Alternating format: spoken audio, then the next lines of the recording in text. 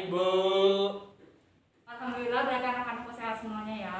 Ya, Bu. Gimana puasanya? Lancar? Alhamdulillah, Bu, lancar. Alhamdulillah lancar. Mudah-mudahan kita bisa menyelesaikan puasa ini dalam keadaan sehat ya.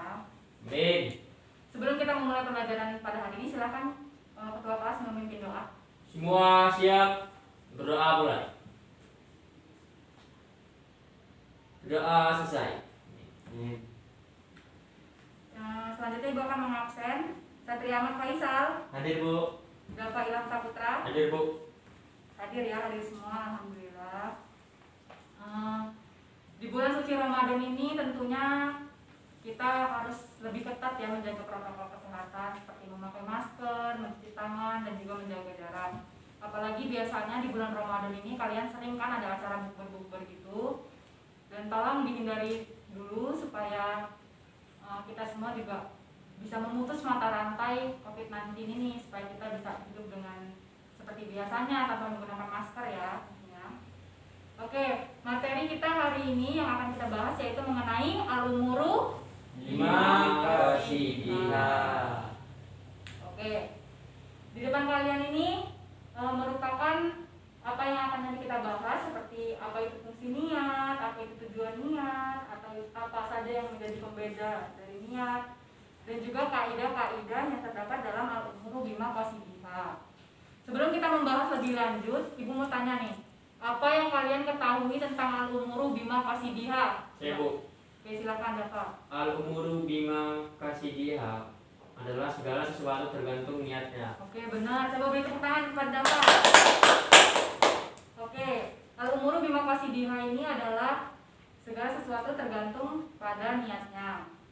Sekarang Ibu mau tanya, apa itu arti niat? Coba silakan. Ya, Bu. Ya, silakan Satria. Niat adalah tujuan atau keinginan atau maksud. Oke, tepuk tangan. Kita bahas lebih lanjut ya. Al-umuru bima qasidiha atau segala sesuatu tergantung niatnya. Yaitu maksudnya adalah segala sesuatu baik ucapan ataupun perbuatan yang kita lakukan tergantung kepada niat. Baik yang berhubungan dengan Allah yaitu ibadah ataupun yang berhubungan dengan manusia atau muamalah. Maka artinya niat ya ini implikasi yang tergantung kepada niatnya. Paham ya? Paham, Bu. Yang selanjutnya yaitu dalil dan juga hadis dari al-umuru bima qasidiha sendiri. Yaitu yang pertama dari Quran surat Ali Imran ayat 145 yang berbunyi, barang siapa menghendaki pahala dunia, maka kami berikan kepadanya pahala dunia.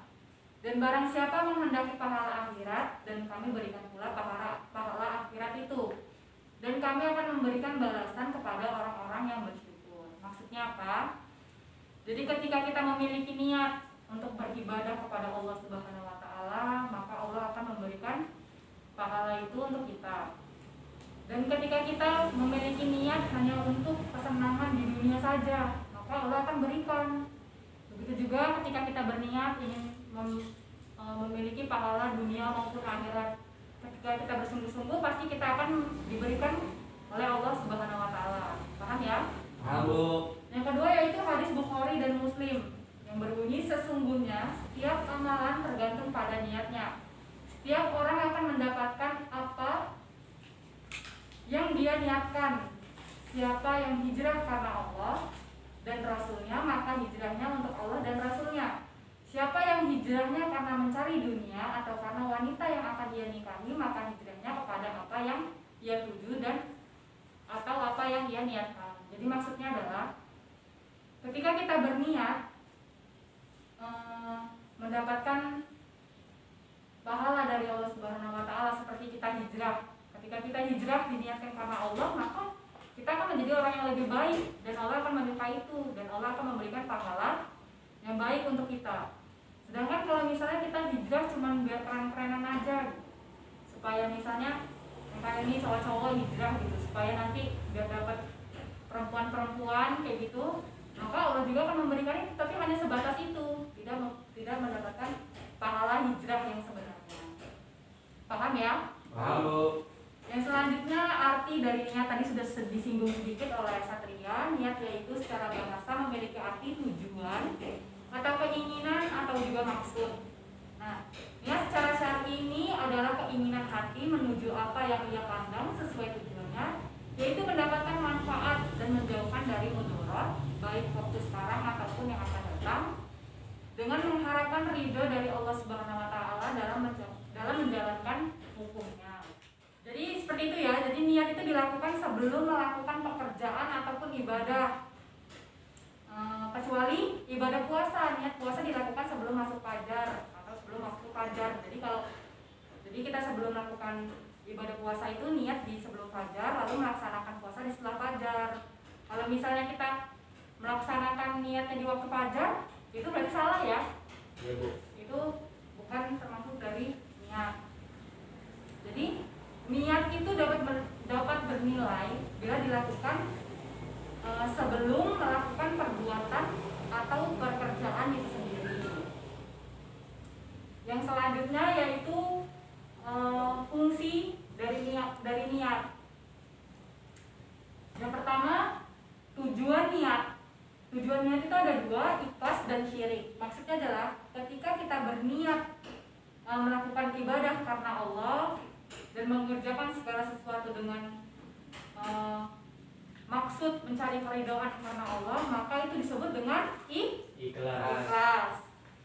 Dan ketika kita melakukan ibadah karena seseorang agar mendapatkan pujian, misalnya ada apa?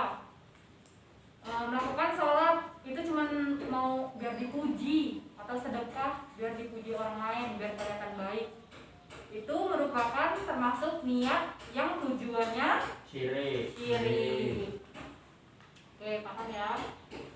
Yang selanjutnya, fungsi niat sebagai pembeda. Yang pertama, membedakan ibadah dengan kebiasaan. Maksudnya gimana itu, Bu? Contoh, misalnya ibadah dengan kebiasaan itu maksudnya niat yang dilakukan. Misalnya pergi ke masjid untuk melakukan ibadah di masjid dengan tujuan melaksanakan sholat fardu berjamaah di masjid dengan niat agar kita mendapat pahala sholat fardu tersebut. Itu bernilai ibadah. Nah, bagaimana jika yang niat yang bernilai kebiasaan? Yaitu maksudnya adalah ketika kita pergi ke masjid dengan tujuan supaya cuma ngadem, atau di masjid tersebut ada wifi, atau sekedar duduk-duduk aja, itu merupakan kebiasaan, bukan termasuk dari ibadah. Jadi niat yang membedakan antara ibadah dan kebiasaan itu seperti itu ya. Jadi yang bernilai ibadah itu ketika kita berniat melakukan ibadah di masjid dengan tujuan mendapat pahala daripada salat fardu dan mendapat ridho dari Allah Subhanahu wa taala, itu merupakan sebuah ibadah. Sedangkan kita ke masjid hanya untuk duduk-duduk, bersantai-santai, atau sekedar mencari wifi atau ngadem, itu merupakan niat kebiasaan dan tidak bernilai ibadah. Oke. Yang selanjutnya yaitu membedakan ibadah dengan ibadah. Maksudnya gimana itu? Misalnya sholat zuhur dan sholat asar kan sama-sama dilakukan waktu siang ya, dan sama-sama 4 rakaat. Nah, jika tidak ada niat di antara keduanya, maka itu bingung. Yang misalnya waktu zuhur tapi malah niatnya sholat asar, kan itu salah ya. Jadi niat ibadahnya itu harus jelas. Misalnya waktu zuhur harus diniatkan waktu zuhur, walaupun zuhur dan asar sama-sama dilakukan waktu siang dan juga 4 rakaat, tapi harus dibedakan mana salat zuhur dan mana salat asar, jadi tidak tertukar. Paham ya? Halo. Ada yang ditanyakan? Tidak. Ya, lanjut. Yaitu yang selanjutnya niat pembeda yang membedakan sifat ibadah itu wajib atau sunnah. Yang wajib itu maksudnya seperti apa, Bu? Maksudnya adalah jika membaca Al-Quran itu sebagai nazar. Nazar maksudnya misalnya Dafa Ilham Saputra ini bernazar, ya Allah, ketika aku nilainya 100, maka aku akan mengaji 1 juz full. wajib karena dia sudah bernazar dan harus melakukan nazar tersebut. Lalu bagaimana ketika ia menjadi sunnah? Yaitu bila ia sekedar membaca Al-Quran tersebut tanpa adanya nazar. Jadi misalnya seperti hari-hari kosong, di waktu-waktu kosong kalian membaca Al-Quran, itu masuk kepada niat yang bersifat sunnah, bukan wajib, karena tidak melafalkan sebuah nazar. Paham ya? Lalu Selanjutnya, ada nggak Bu ibadah yang tidak disertai oleh niat? Ada ya. Jadi ibadah yang tidak ada kemiripan dengan kebiasaan. Seperti apa contohnya? Iman kepada Allah, zikir, dan membaca Al-Quran.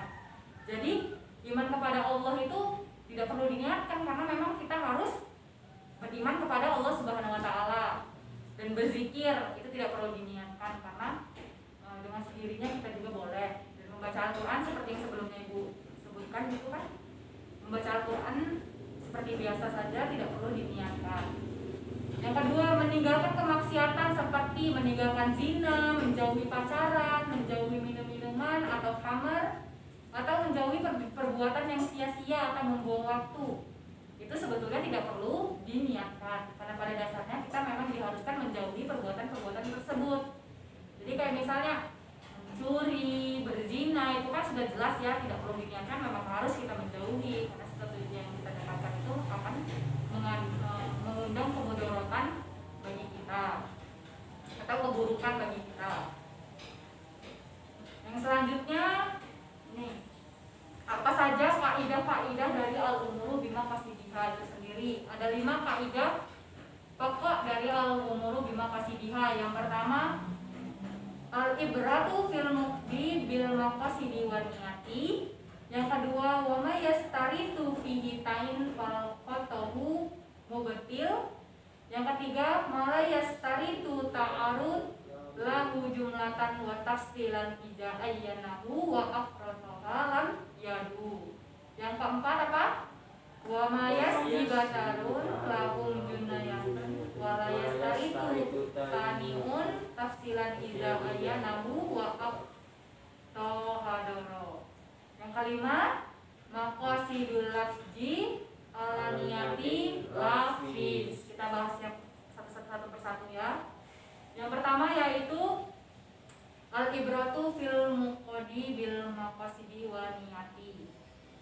Yang artinya yang menjadi patokan akan transaksi adalah maksud dan niat si pelaku.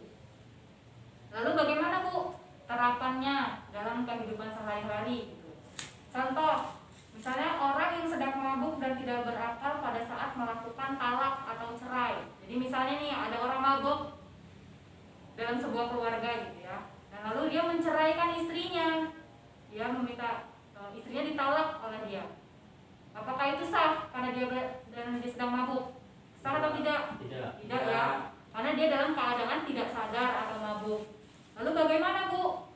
Jadi setelah ia sadar dari mabuk tersebut, ditanyakan kembali apakah benar ia ingin mentalak istrinya atau hanya efek dari dia mabuk. Ketika ia menjawab itu tidak, karena efek mabuk, berarti talaknya itu tidak sah. Namun ketika jawaban dia setelah sadar adalah benar ingin mentalak istrinya, maka itu sah.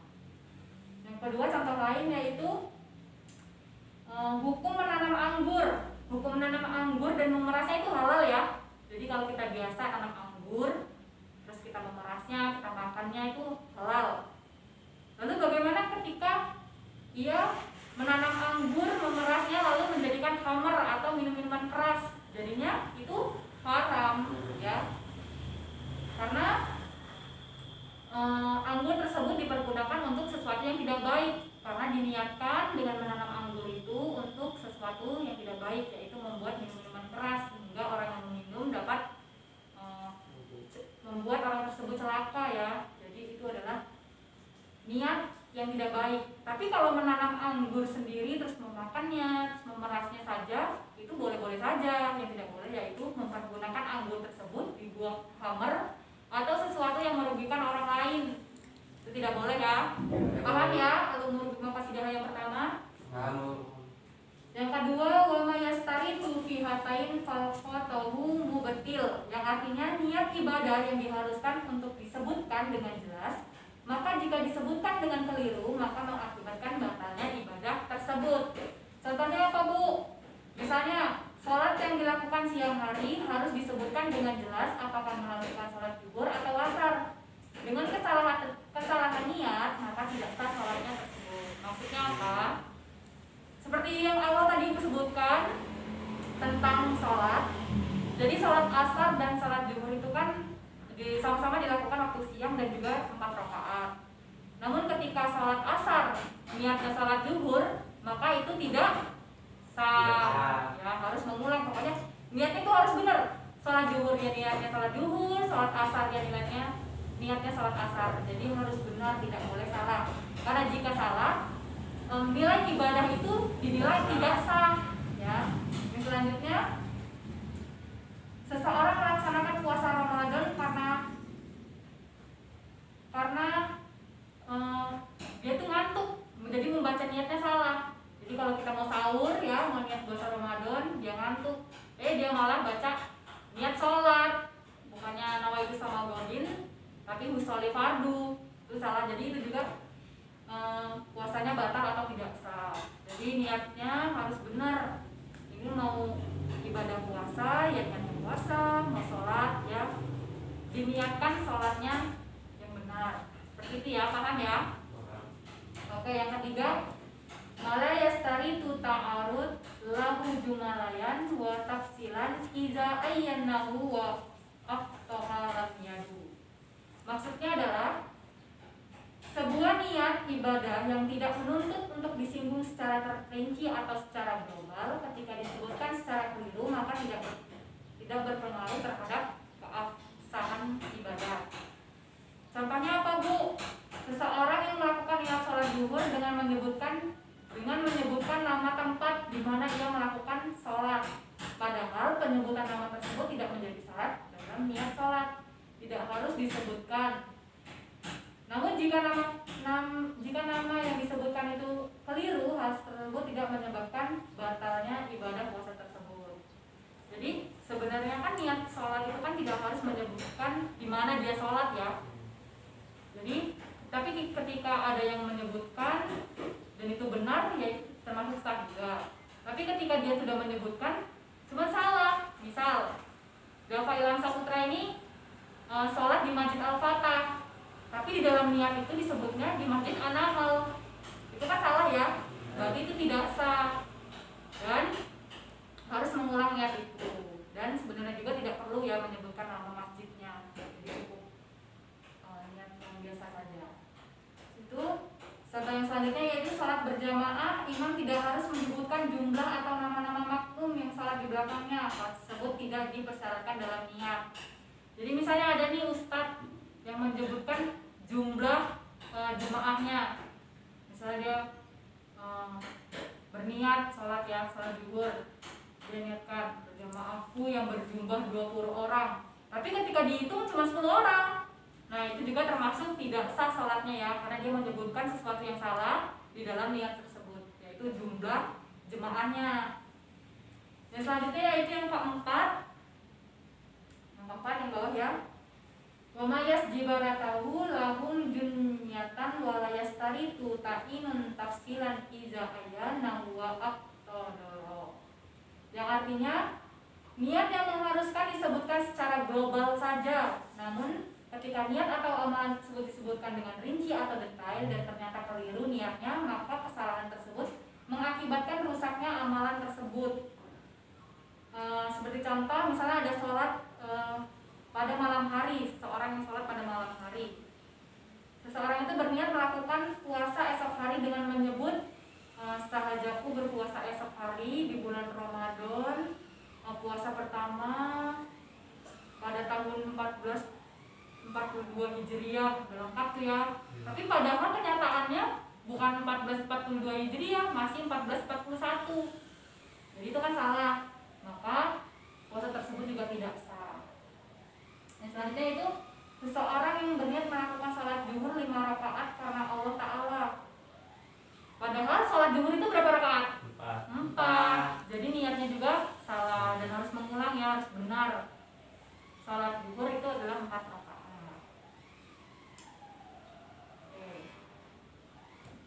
kelima, yang terakhir yaitu maqasidul lafis ala niyatil lafis, yaitu untuk menentukan niat dari sebuah ungkapan yang multi tafsir, yaitu hanya dikembalikan kepada niat orang yang mengucapkannya. Jadi misalnya contoh, ada seseorang yang melafalkan cerai kepada istrinya. Jadi dia lagi emosi, lagi marah-marah, tiba-tiba dia menyebutkan 3 kali talak. Dia menyebutkan talak sebanyak 3 kali.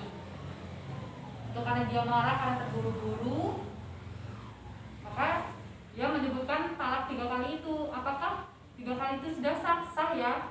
Tapi karena dibarengi dengan marah, harus dipertanyakan dulu apakah niatnya ini benar untuk talak atau tidak. Namun jika tidak, maka itu tidak jadi talak tersebut ya, tidak sah. Jadi segala sesuatu niat itu harus dilaksanakan dalam keadaan sadar, baru niat tersebut dapat dihitung sebagai niat yang sah. Oke, itu saja yang Ibu sampaikan. Ada pertanyaan? Cukup ya. Oke, sekarang Ibu akan memberikan tugas kepada kalian. Jadi tugasnya itu adalah tolong tuliskan kembali atau jelaskan kembali apa saja tadi yang sudah kita bahas tanpa melihat buku, tanpa melihat internet. Jadi benar-benar pure kalian mencari jawaban. Nah, nanti ketika sudah, kalian bisa mempresentasikannya di depan. Nanti akan Ibu beri hadiah. Oke, silakan Ibu kasih waktu 10 menit. Dimulai dari sekarang. Ya baiklah, sudah 10 menit ya waktu untuk kalian mencari jawaban. Oke, biar adil, Ibu akan kasih undian nih ke kalian. Siapa yang maju pertama ya? Coba silakan ambil.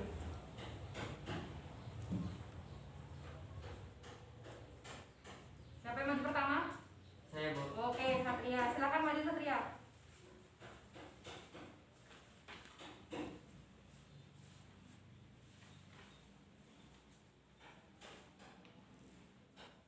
Al-umuru bima qasidiha memiliki arti yakni segala sesuatu tergantung pada niatnya. Landasan, dalil, dan hadisnya. 1. Quran surah Al-Imran ayat 145. 2. Hadis riwayat Bukhari dan Muslim. Niat adalah tujuan atau keinginan atau maksud. Niat dilakukan di awal permulaan sebelum melakukan pekerjaan atau ibadah. Fungsi niat: 1. Niat karena ikhlas atau syirik atau hanya mengharapkan pujian dari orang lain. 2. Niat sebagai pembeda antara ibadah atau kebiasaan. 3. Niat sebagai pembeda antara ibadah dengan ibadah. 4. Niat sebagai pembeda apakah ibadah tersebut wajib atau sunnah. Oke, beri tepuk tangan kepada Satria. Oke, buka hadiah ya, tapi udah dimakan, itu tuh buka puasa ya. Terima kasih ya, Bu. Ya.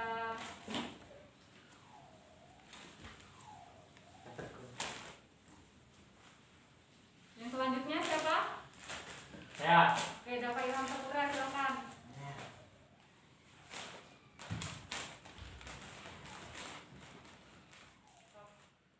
Al-umuru bima qasidiha adalah segala sesuatu tergantung niatnya, yang artinya adalah segala sesuatu baik ucapan ataupun perbuatan yang kita lakukan tergantung kepada niatnya, baik yang berhubungan dengan Allah ibadah maupun kepada sesama manusia muamalah.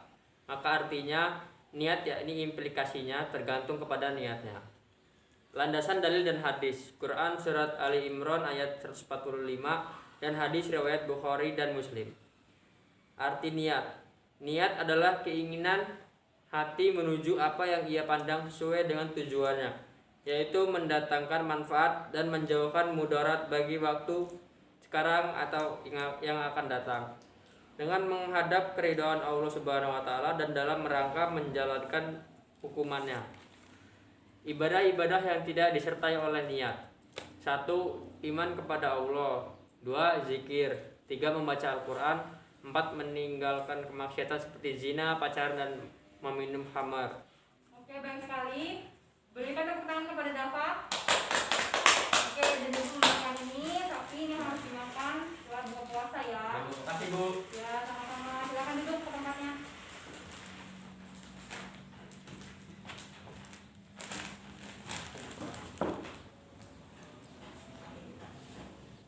Bagaimana anak-anak sudah paham lah ya?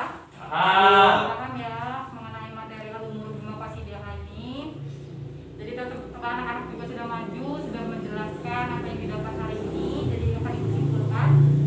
Jadi al-umur bima qasidiyah ini adalah segala sesuatu tergantung kepada niatnya. Mau niat buruk, niat baik, itu berhubungan dengan niat dan akan mendapat balasannya dari Allah Subhanahu wa taala tergantung dengan niatnya itu.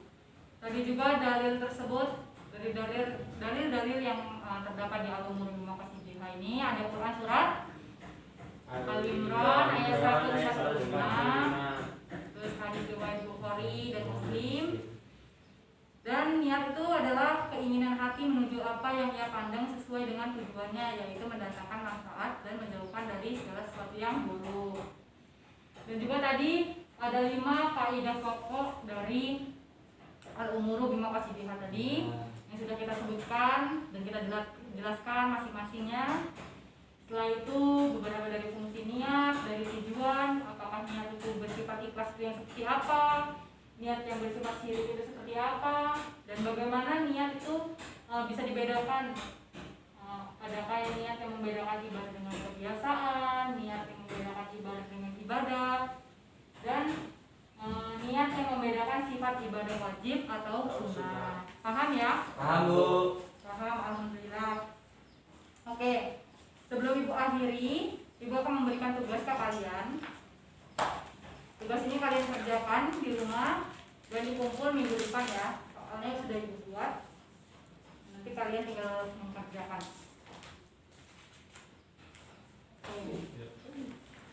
Ada yang ingin ditanyakan? Tidak Bu. Cukup ya? Ya Bu. Oke, cukup. Silakan ketua kelas mimpi doa. Semua siap berdoa mulai. Berdoa selesai. Oke, Ibu sebelum mengakhiri pembelajaran pada hari ini mengucapkan maaf apabila terdapat kesalahan dalam pembelajaran, bahasa, tingkah laku. Ibu mohon maaf dan kepada Allah Ibu mohon ampun. Ibu akhiri, wabillahi taufiq wal hidayah. Wassalamualaikum warahmatullahi wabarakatuh. Waalaikumsalam warahmatullahi